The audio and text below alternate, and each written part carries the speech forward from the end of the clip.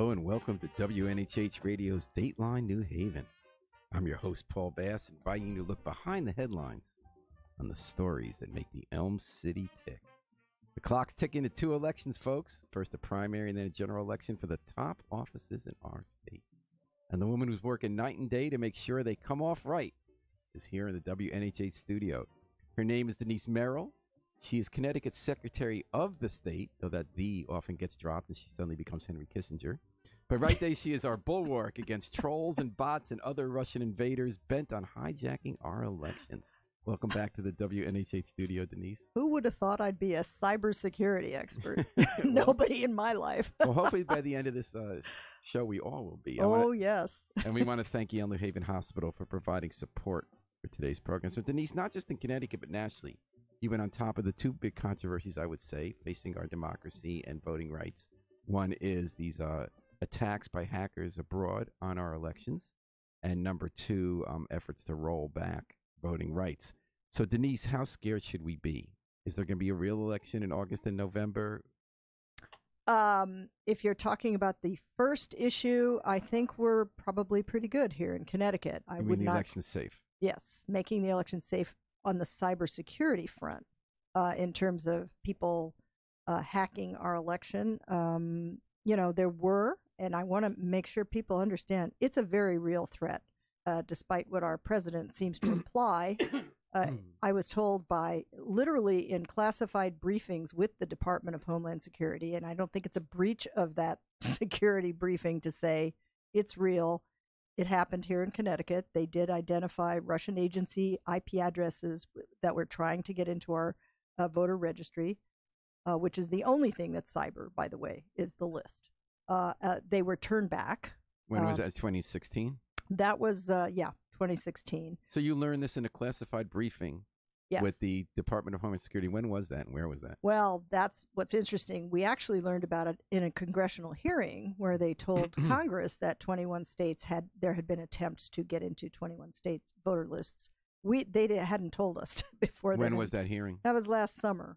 So it actually was about a year after it actually happened, which was very upsetting at the time to those of us who work on elections and are charged with making sure they're secure. But were you a little proud? Like, did any states get hacked? One. Which one? They actually got in, and we just found that out recently as well. Illinois. And what did they do? Illinois has a nice history of that before they even got foreign hackers in terms of people on and off voting lists. Did they actually remove people, or how did it work? We don't know. In fact, I've learned a lot about what we don't know. Is it possible that the governor there isn't really the governor? He actually married a high school friend of mine. I would say it's unlikely. Why is that? Because from what I understand, and again, they don't tell us everything because it would be a breach of national security. But as far as I know, nothing actually happened, and that's still a very interesting. So they enter question. the database either to let us know they can to scare us, or to test the porousness of the system to see where the weaknesses are they can exploit next time around, maybe? That's the speculation. In fact, I came away from some of these meetings thinking the biggest threat to our democracy is us, in the sense that they are trying to show us that we should distrust our democracy, that we should distrust our elections. That is the most dangerous thing that's going on, this campaign of disinformation, much more so than the actual cyber in other words, threat itself. So enough confusion. Like, in other words, they were supporting left and right, getting ready to call results illegitimate.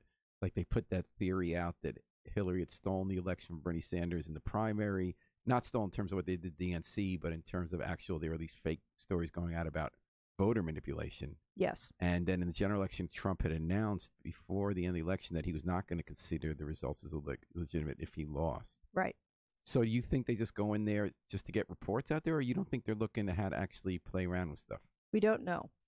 We don't know for sure but it continues. As far as I understand, recently, they have not seen this going on as much. And now we have a whole system where we report things we see as well. I'm co-chair of this National Coordinating Council that we have with the Department of Homeland Security.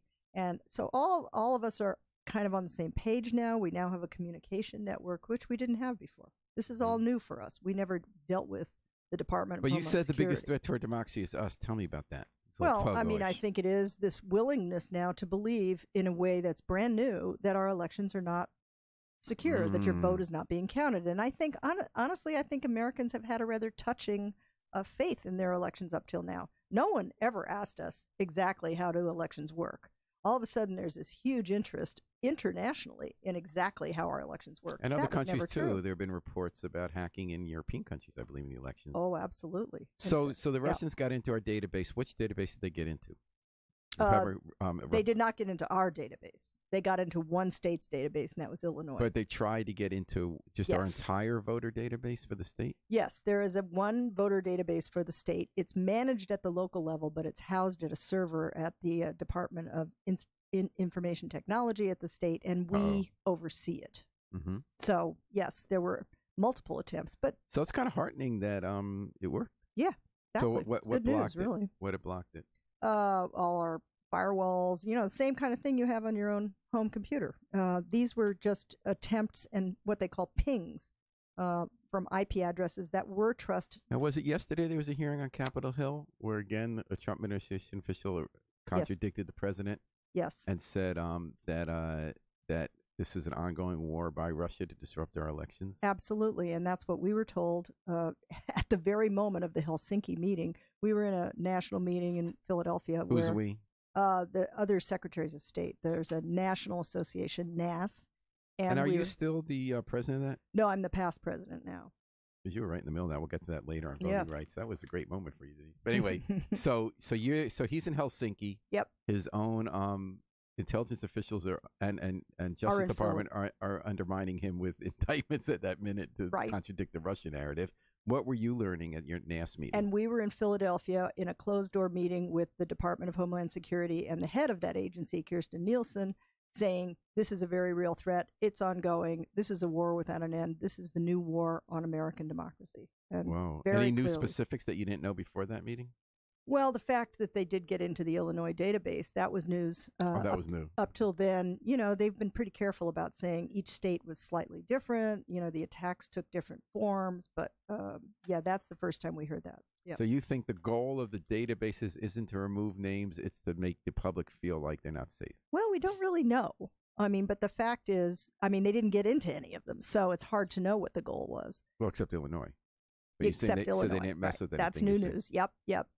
And as far as we know, they didn't do anything. But I'm not sure I would have been told that. It's hard to draw a conclusion, though, isn't it, Denise, about whether they were trying to spread uncertainty or were they, in fact, poking to see what they could get? Isn't that part of what war is? Yes, but it's coupled with another much more intensive and much more well-funded effort of this campaign of disinformation, where they literally created thousands of Facebook pages, fake Facebook pages, to spread disinformation about the 2016 election. Including that, did they spread information about their own hacking attempts? No. Because that would be part of the idea of trying to make you not trust. Yeah, I don't know, since I never read any of those Facebook pages. So now you're talking about databases. There's also fear that they would manipulate the results. So I'm thinking of Ukraine. Yes. Ukraine had an election where it was reported that the Russian government tried to change the results. Right. And those changed results were sent to the central vote counter, the Denise Merrill of Ukraine. And before it was announced, Russian TV announced the fake results. Correct. But Ukraine caught it and got the real results. That's how that was exposed. So wouldn't that make one believe that they are also interested in tampering with results? Oh, sure, they might be, but it would be far more difficult in the United States because none of our tabulators are cyber. We have this antique system in almost every state where... Crayons or what? How's it work? Yeah, kind of. Well, you and I have talked about this. Yeah. And actually, ironically, I've been a proponent of updating some of this, but as you having it turns second out... thoughts? Yeah. Oh, I absolutely am. And I'm really glad we didn't go for these electronic poll books, which was something we were absolutely looking at. I got the money from the legislature to buy them for every polling place, which would be the logical thing you'd think. They're little laptops and you check in electronically. Mm-hmm. The problem is it is another centralized system, and it would be over the internet, and it would be hackable, arguably. So how come you didn't get them? Just for that reason, because we always go to a thing called the Yukon Voting Center, one of the few of its kind in the country, which is it's through the computer science department, and they test all our equipment, and they do studies on things before we purchase them. So we went out to bid. We got 3 different kinds of electronic poll books, 3 different vendors. We gave them to UConn. They came back and they said, we would not recommend any of these because any of these could be connected to the internet by some unsuspecting registrar at the local level. And because, we have this vast network in Connecticut, no counties, first only state in the country with no counties. Elections are run at 169 towns with 2 registrars and a clerk all involved, none of whom have full-time jobs, basically. Some do in the cities, but, it's a really funky little system. So they just said, don't do it. Now, the reason you wanted to do is you wanted to modernize this to get quicker results and fewer errors, right? Correct. Now, when was the recommendation turned down? Last year. Last year. Yeah. And it's only since then, and now that more information's come out, you're saying, thank goodness. Yeah, we had taken their advice already. So how does it work now? What's the antiquated way? You've told me this before, but every town counts it themselves, not an essential database. Then they send you a sheet, right? Yeah, they type it back in. You have to type it back in by hand because we don't even allow them to upload the results from the tabulators. So, as you go in. So those tabulators won't be connected to the internet. Right. Not one is connected to anything except the wall. Now, I've had some computer scientists claim, well, even through the electrical system, you could get a shutdown or something. I think that's pretty far-fetched, and it's even more far-fetched to think it would be done in any kind of related way. So right now we tabulate them electronically, but we don't connect that to the internet. The registrars of voters or the city clerk is it then manually types in the results to your office, right? Yes. And that's on the internet, but if that's messed with, you have the original numbers intact. Correct. In fact, there's checks and balances everywhere. We have paper ballots. We have paper lists. Even if they came in and tampered with the list, let's just say the Russians actually did get into our list and took off, 50,000 names. Well, you can imagine at the polling place, there would be some chaos at first as people came in and said, wait, I'm supposed to be on the list, and that'd have to all be checked out. But you would not have a massive breakdown because we also have a paper backup list. So we're going to stick with paper. Yeah. All right. I regret to say, at the moment, certainly. Now, if that did happen, all they got to do is do some confusion that night when results are named, and you get all the stories that come out that are hard to undo, right? Yes. And then people aren't going to trust it. So you still got a fight on your hand, Denise, Merrill, right? Oh, yes, absolutely. So what are you doing about it this year? We have all kinds of things going on. We are getting, actually, thankfully, $5 million from the federal government to be able to hire some people to go into the local towns.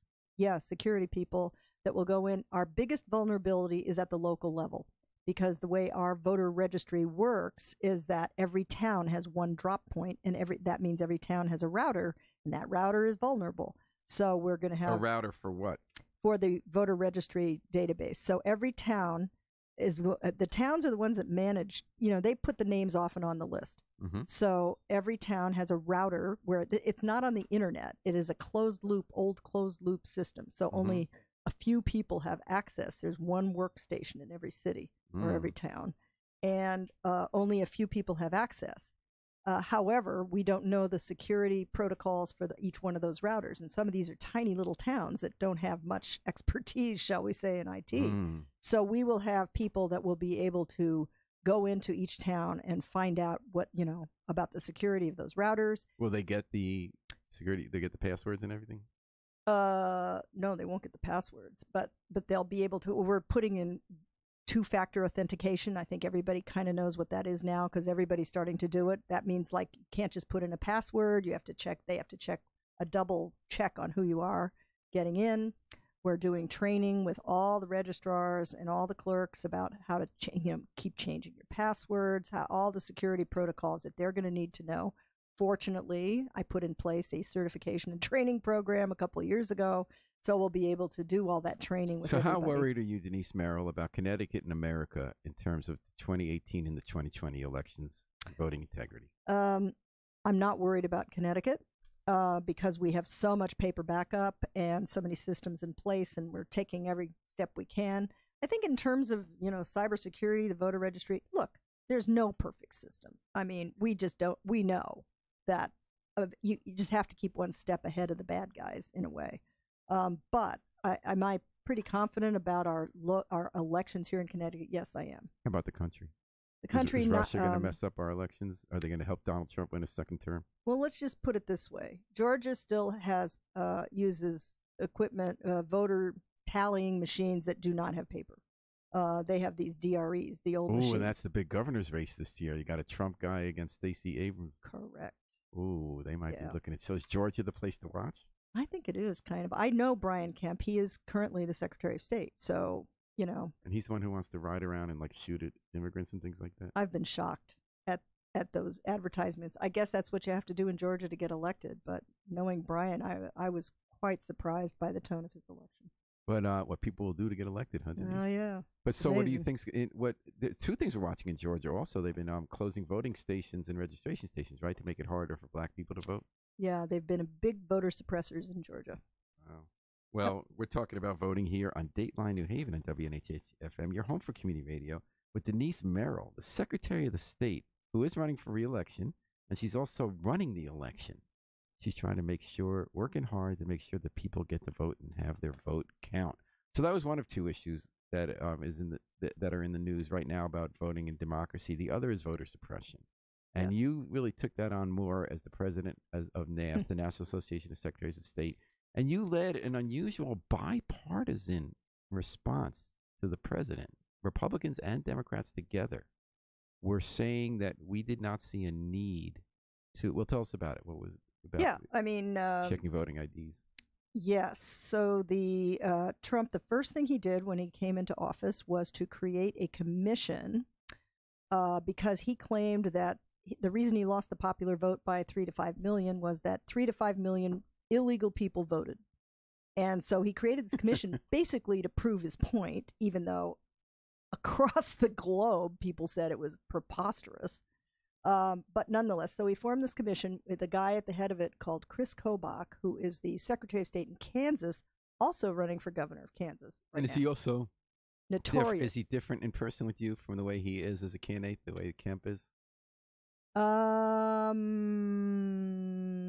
an interesting question. There's a lot of times people, I bet you Sessions is pleasant in person. Jesse yeah. Kobach's a pretty driven guy. I always compare him to Inspector Javert. If you've ever seen Les Miserables, he's driven to prosecute. He's a real prosecutorial sort of guy. So it squares with his policy. And he was driven here to prosecute voter fraud. Yeah. So what were they asking you and the other Secretary of States to do? They were asking us all to send our entire voter file along with all kinds of personal data and information about everybody on that file to one central place in Washington, D.C. They said right up front, Kobach said, this will not be public. It will be housed at the White House, and there will not be access to it by anyone. And they were using it, they said right up front, we're using it to make sure that people are on the list legitimately and that there's not, duplication and what fraudulent were they going to voters. do? Look up everybody from Washington to see if they're they're really real people? Yes, I think it was an attempt to create the first national voter database, which is extremely dangerous, Sounds especially like something now. Democrats would be more for than Republicans, at least until this decade, right? Didn't Democrats say we like national centralized efforts, and Republicans said states' rights? There is a states' rights element to this, which is how I was able to get the Republicans on board, quite frankly. Right. People freak out when they say the government wants a list. They want my name. Right. They want my data. They're going to use it for evil purposes, like they said. Did they say Obama's going to do some kind of invasion in Texas and they had the militias? Yes. Yeah. No, it's true. So these were your pals in this fight. Right. Exactly. Although it's interesting, the Democrats tend to want federal intervention when it's a question of civil rights, when people have, been discriminated against or prevented from voting. Right. So this was kind of the opposite of that. And it was I thought, a very dangerous effort. Plus, they were asking for, Social Security numbers, veterans records, voting records. I mean, they wanted everything, even things that we don't actually even keep. Harry Drew says California is currently registering illegal immigrants to participate in local elections. Is that true? I don't know. Part of the mythology. I mean, honestly, I doubt it. This whole myth about illegal aliens voting. First of all, if I'm an illegal alien, the last thing I'm going to be doing is registering to vote because I'm going to get caught. I mean, the whole thing makes no sense. Here in Connecticut, it makes even less sense because 60% of Hispanic people in Connecticut are Puerto Rican, and they have a right to vote already. So they don't need to, make excuses for why they're registering to vote. So Denise, back to what happened when you were the head national secretary. So there was a revolt from Democrat and Republican secretaries of state alike, saying we will. They actually said they will not participate. Right? They were going to defy the federal government and turning over these voter lists. Yeah. No, I just said no. I'm not going to do it. I was the first one. I was also president of the association. Did you think you might go to jail? Well, I was making some kind of bad jokes about, hey, you guys are all for this until they lead me away in handcuffs. Where are you going to be then? But, I mean, there was, I was worried. I was defying an order of a federal commission. Have you ever done that before? It's No. basically civil disobedience. No, I have done civil disobedience. But Vietnam War? No, after that. Actually, here in Connecticut. What about? Justice for janitors. Oh. We did a sit-in for Justice for janitors down in Stamford one year. Anyway. Okay. About 20 years ago. So you were out there on the plank saying, I'll go to jail for this. And when what happened? Well, effectively, everybody else joined me. In fact, my Republican colleague in Mississippi, a guy named Delbert Hoseman, notoriously said, if they want my list, they can go jump in the Gulf of Mexico. I remember that. Yeah, that was great. So did they back down? Yeah, they backed down eventually, only after they were sued by 7 different organizations. And there was no evidence, was there, that there actually was? What was the evidence of for it? Now, there was one case where they found a woman who voted twice for Trump. That's right. So in a country of 350 million people, were there any other evidences? No. Any other evidence of voter fraud found? There is no evidence of voter fraud. But this guy, Chris Kobach, has been pushing this issue, and he has a way of identifying basically people who are registered in more than one state. There's a cross-check list. Right, because sometimes people forget to unregister in the other, right? Yeah, and there's millions of us. By the way, I was probably one of them at some point, and many is there people evidence that listening any of them probably cast were 2 ballots? No, that's the problem. So, there is almost no evidence. There have been multiple academic studies showing there's no evidence of it. And when it does come up, it's inadvertent. We did have one case here in Connecticut. I think it was a Yale student who was from Brazil or somewhere and thought she had the right to vote. So she registered and voted, and then she got caught. Somebody turned her in or something. Anyway, but that was like 20 years ago. 20 years ago. I went Actually, back. I know one state senator who's dead who did tell me in New Haven years ago, they used to get him in a bus.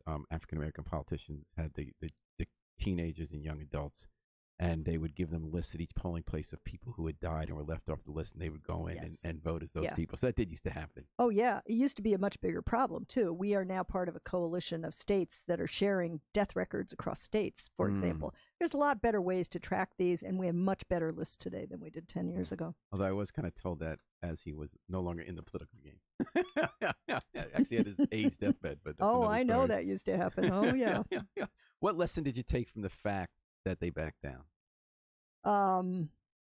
I don't know. I think the only lesson I took from it is there's going to be a different front. I don't think they really backed down. They just saw they were losing that particular legal So what's fight. happening in Georgia now in terms of polling places and registration? How is voter suppression happening in that case? I don't know about Georgia in particular, but in many other states, they're in court. Like in Indiana, for example, she's actually the new president of NAS, Republican secretary, took 500,000 people off the list in one fell swoop about a year ago.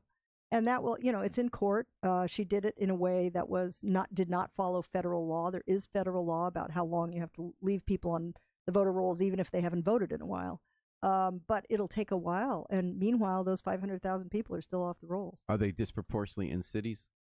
Yes, probably. And I haven't read all the casework, but yes, inevitably they would be, because the most mobile part of the population are the young and the city people. Do you think we'll ever have a national election again where there isn't a threat that the loser will cast doubt on the outcome? No. As you said, we did have this charmed history where people, even when we knew there was, like the 1960 elections, we know Daley played around, and yet even then people went with it. And we know that there was Dirty Tricks team with Richard Nixon.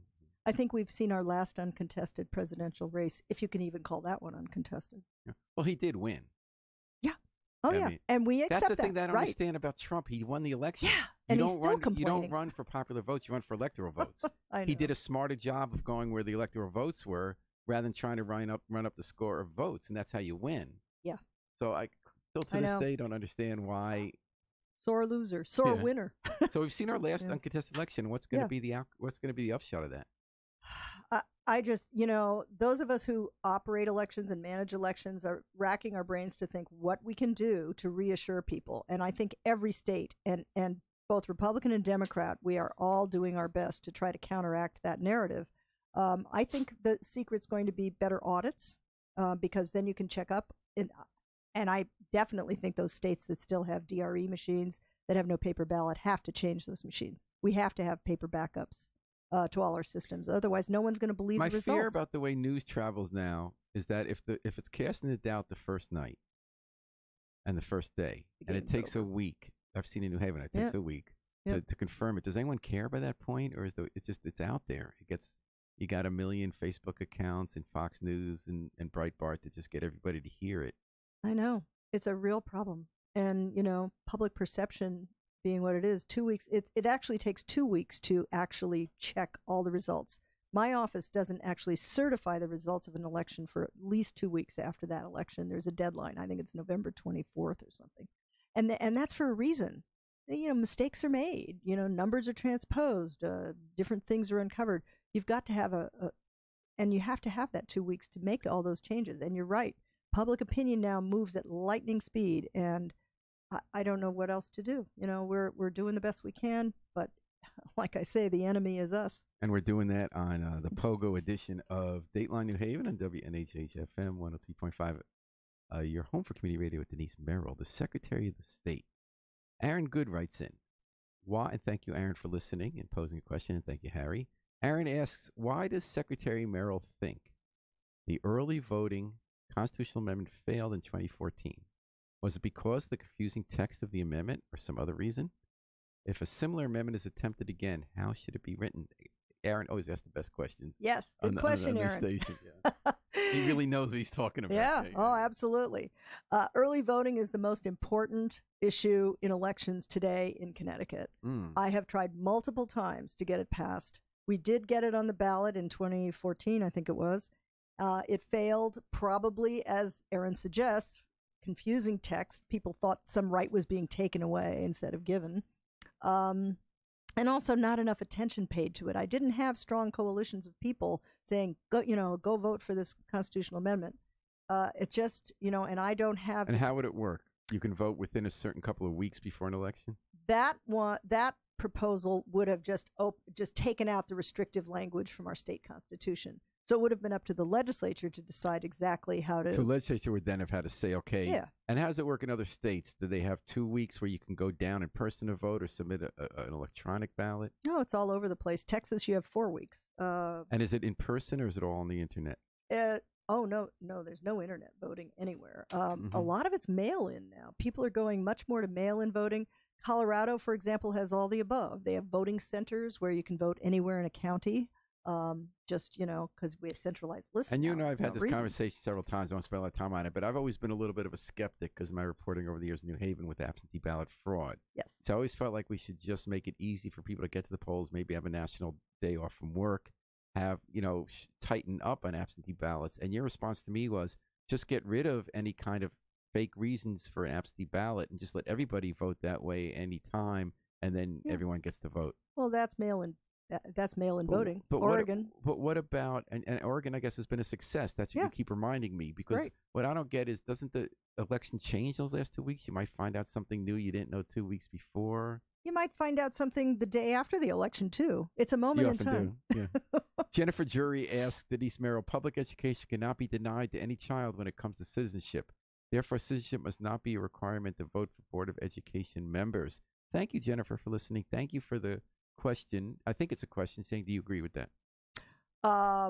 Citizenship is a requirement for voting. On the local level, there are some places that have allowed non-citizens to vote based on the fact they're taxpayers. For local offices? For local offices. But I don't, in this current atmosphere. But do you have to own property then? Yeah, I think so. That's terrible. So. You have to own property to vote. Should never be a criterion. See, there's always some sort of requirement. And you're paying taxes indirectly as a renter. Yeah. I mean, I believe that any cities that have ever allowed people to vote, there's been a basis for it of some kind. How about like what Jennifer Jury's saying, if you have kids in school? I mean, given that your kids can go to school, you should be able to elect who's on the Board of Ed. I probably would support something like that, although I don't think it's going to happen anytime soon. As a matter of fact, they're now requiring citizenship papers to vote at all in Kansas, and that is spreading. How do you feel about that? Oh, it's horrible. I mean, there's so many people. What do they even mean by citizenship? Well, I know in the South they say people often don't have the forms of ID that are needed. It's not as easy for them to get them. And then in tandem with these new rules in the South, they're making it hard if you obtain the ID. So you have to drive a couple hours if you live in a black area to get the document, but not if you're in a white area. Yeah. Pretty insidious. Yes, it is. And I guess with the new Supreme Court majority, how's that going to look?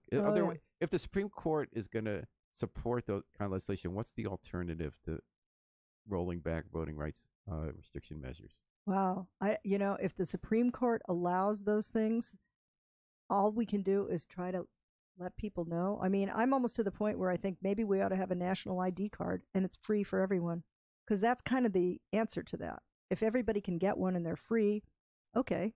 But you don't think they'll mess around with making it hard for some people to get them? Well, there's always a new front in the war. And his one argument is that the liberals won the Supreme Court arguments for a couple generations, and now that they're going to lose, there was always a criticism of trying to win your argument at the Supreme Court. Because right now you're hearing liberal columnists complain about Obamacare. The people forced Congress not to repeal Obamacare, but now the Supreme Court's going to overturn it. So it's actually a column in the New York Times yesterday, the day before. It really struck me. A liberal was writing, that's terrible, though people's will is being denied. That's what we heard from the right during the Civil Rights era. The people didn't want civil rights, but the Supreme Court upheld what was in the Constitution. So might the conservatives be able to say, well, we feel we're upholding what's in the Constitution if the people are wrong? That's exactly what they're saying. They're saying we're the party that's upholding the Constitution. I've heard many of the talking heads on TV maybe there's no talk about that. excuse for people who don't agree with the Trump agenda on immigration voting rights, not the Trump agenda, the right of the Republican Party, to organize and win at state legislatures where they're currently losing. Right. Although that's not many places. All right. Well, one place, and we're talking about Connecticut elections too on Dateline New Haven with Denise, Merrill, Secretary of State. You're running for a fourth term or third? Third. All right. Yeah. And why are you running again? I thought this was not a time anyone can step away. And I think everyone's going to be called on to do something. And I may as well continue to do what I'm already doing well. All right. And has anything changed your mind while you've been Secretary of State? You already mentioned one thing. You wanted to get away from the system of, you wanted to get all the cities and towns onto one computerized system for reporting results on election night. And now you changed your mind and say, thank God we didn't get that. Thank God we have paper. No, you misunderstand. What we don't have is a way to check people in electronically. I don't want to go there because that can get connected to the internet. We do have an electronic reporting mechanism. All right, but okay. But it's safe. I'm comfortable with that. And it's so the electronic poll books check people in at the polls? Yes. And that would have been a centralized internet-based document. Yes. And you were hoping to do that to make it, because we have 169 towns, and it seemed kind of, but now you're glad that, thank God, we didn't get that, because that was the biggest security problem. I'm glad we didn't go that direction, yes. Okay, so that's one mind you had changed. Yes. Any other thing has changed your mind since you've been in office? No, I'm just sorry we didn't get the early voting. I think that would have been a real enhancement for people who can't get there on a Tuesday, and I think our restrictions are probably too strong. But other than that, I'm just trying to preserve what we have. Mm-hmm. And that's how it feels. It feels like these voter suppression tactics are coming at us, even here in Connecticut. Well, how are they happening here? Well, there have been bills introduced in the legislature to do all the above. I mean, there was a bill introduced to, have more restrictive voter ID laws, although ours is, I think, already in place, pretty good. All these kinds of measures to do more about clearing lists. These have been introduced in Connecticut every year. So it's my efforts and others who have turned them back, but I don't think that'll be true forever. And we've also talked about civics a lot. You've had a real interest, I guess, your whole life in civics and getting people just to learn more about how government works and participate more. What are some of the successes you've had with that and what you hope to do in the next term? Well, we have just launched a Red, White, and Blue Schools effort, which will recognize schools that do more with civic engagement with the kids. And that's been great. We're getting more and more schools involved because my belief is that you have to learn to be a citizen at a very young age. And it's kind of fallen out of the curriculum as we do more and more testing. And other than that, we're doing a lot with public forums. I'm reaching out particularly to Hispanic groups and underserved communities where people are more leery of voting. They're not voting in large enough numbers, and we need them. Everyone should be at the table. And so we've done a lot with outreach into the Hispanic community, into all different kinds of groups where we're trying to get them more informed about government. Mm-hmm. Big group is parent groups. Parents are concerned about their children, and they will learn about how they access resources in any way they can. And that's been a great group to go through some of these parent empowerment programs where we're teaching the parents about government, about how it works, about how they can access it, about how they can get on a board of education or a local entity of some kind. So there's a lot going on. So in addition to the programs you've put in place for citizen engagement, in addition to the early voting you'd still like to see happen, in addition to fighting against rearguard actions and voting rights, anything new you're hoping to do if elected to a third term? Oh, I've got some ideas on how to expand voting. My favorite new issue is I want to allow 16-year-olds to register early to vote. Okay.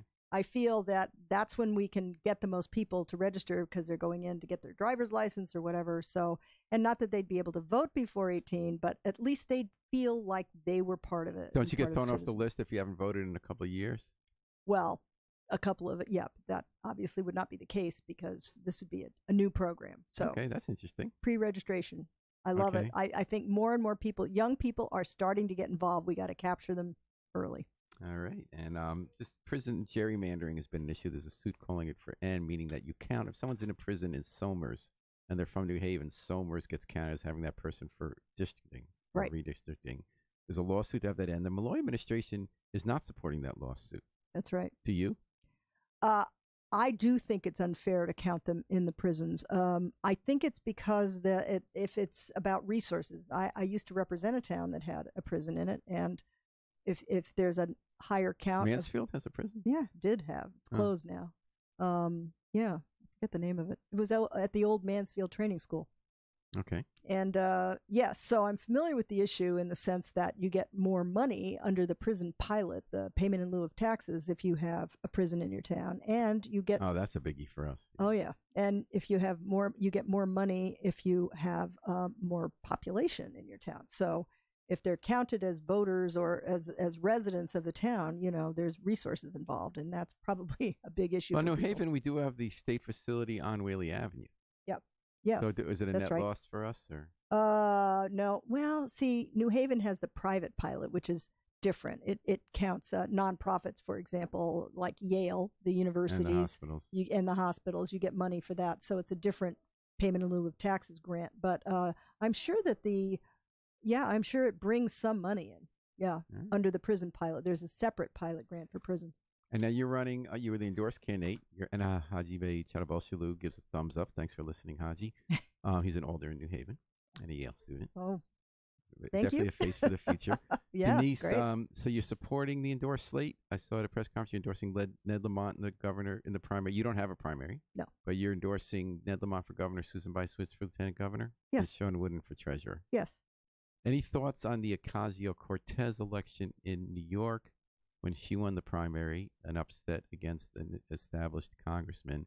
A lot of people are drawing parallels of that in our lieutenant governor's race. Any thought on that?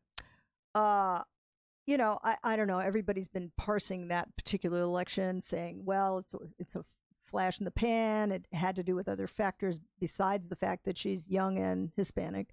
I don't know if it carries forward. We're going to see very soon. It's fascinating that the lieutenant governor race and also the 5th congressional district, right? Where you have Johanna Hayes and Mary Glassman, which is interesting because 2 women.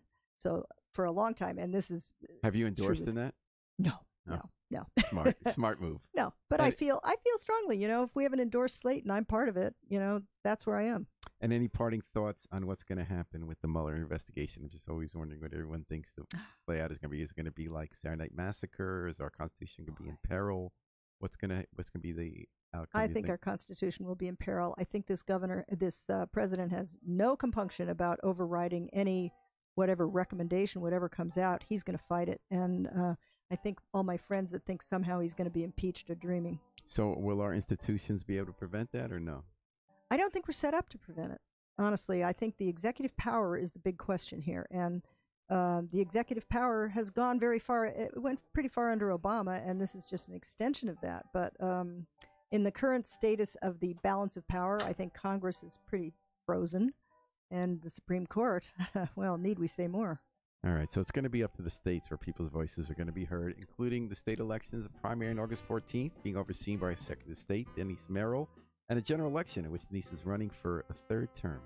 Thanks so much for coming in. I learned so much when you come. My pleasure. I feel like I'm back learning civics. And thanks to Yale New Haven Hospital for providing support for today's program. We're going to take it out with the Afro-Semitic Experience performing I Wish I Knew How It Would Feel to Be Free from the group CD A Plea for Peace. Now, we know what it's like to be free. We just got to remember to book our flight.